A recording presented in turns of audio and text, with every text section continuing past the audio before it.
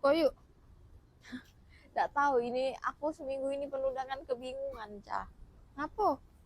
Tidak, ada konsumen dia tuh nak cari mobil. Nah, sudahlah deal lah yuk nih lah, sudah bertawar-tawar, ini sudah deal harga ya. Nah, datang. Jadi kapan Kak mau cek unit Kak? Insya Allah tahun depan. Oi, keburu laku mobilnya. Tahun depan. Jadi Kak, oi motor sini. Jadi jadi maksud aku tuh Cah, kalau misalnya ada duitnya tahun depan ya sudah tahun depan baik. Tahun Aku depan bae aku nanyonyo. tadi lah pengajuan dengan bos, saya tak, bos bisa ini harga netnya berapa, kota dewek bos Wano. Pas ditanya, oh iya Kak, kapan Kak mau cek unit tahun depan? Kak, kalau misalnya kakak tuh ada cadangan duitnya bulan 6 tahun depan. Nah, kakak tuh carinya ya udah apa, cak sebulan apa 2 minggu sebelum. Nah, misalnya kakak tuh ada duit 200 juta ya. Nah, kakak cek dulu di marketplace dengan budget kakak sama itu tuh kakak tuh dapat mobil apa ya itu. Nah, jadi jangan kakak tuh, entah aku kadang konsumennya aku nggak tahu cak apa mereka tuh memang nggak tahu pasaran.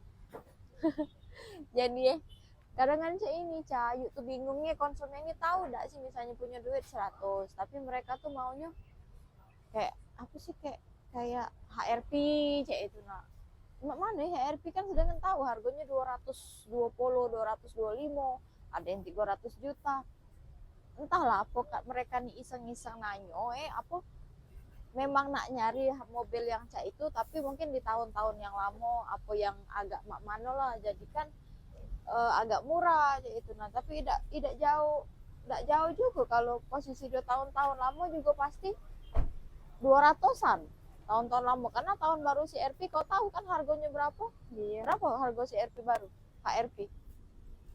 masih di pojok 4 kalau yang baru. Nah, itulah karena barunya juga masih di pojok 4. Jadi kalau second-secondnya tuh ya paling 200 itu, kalau 100 juta enggak dapet HRP. Makanya kakak, kalau misalnya kakak tuh punya duit bisa, cadangan aku dapat arisan nih bulan 6 300 juta.